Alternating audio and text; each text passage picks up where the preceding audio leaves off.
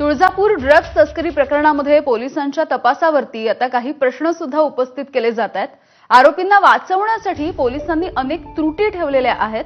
मुंबई आणि सोलापूर इथल्या मुख्य आरोपींची नावं समोर येऊनही त्यांना अभय देण्यात आलं असा आरोप ठाकरेंच्या शिवसेनेचे खासदार ओमराजे निंबाळकर आणि आमदार कैलास पाटील यांनी केला आहे। शिवाय ड्रग्जच्या प्रकरणामध्ये आरोपींच्या जबाबामध्ये नाव आलेल्या पोलिसांवरती सुद्धा कारवाई झालेली नाही। पोलीस या आरोपींना जामीन मिळावा यासाठी प्रयत्न करत असल्याचा गंभीर आरोप सुद्धा या दोघांनी केलाय। आरोपींवरती मकोकाच्या अंतर्गत कारवाई करावी यासाठी मुख्यमंत्र्यांना भेटणार असल्याची माहिती ओमराजे निंबाळकर आणि आमदार कैलास पाटील यांनीही दिलेली आहे।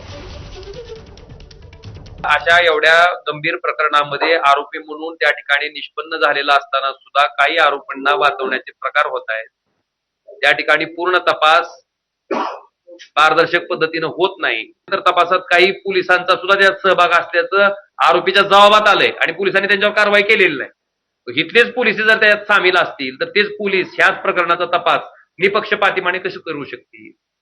आणि ह्याच्या संदर्भात माननीय मुख्यमंत्र्यांची आम्ही भेट घेणार आहेत। मकोकाच्या अंतर्गत त्यांच्यावर या आरोपींवर कारवाई व्हावी, ह्याच्यातला कुठलाही आरोपी सोडता कामा नये, सुटू नये, ह्याच्यासाठी कठोरातलं कठोर शासन माननीय मुख्यमंत्र्यांनी माननीय गृहमंत्र्यांनी करावं। उत्तर लीगपासूनच यात कुणाच तरी राजकीय हस्तक्षेप आहे हे सगळ्यांसमोर येत होतं। नंतर आरोपी आजपर्यंत बरेच फरार आहेत।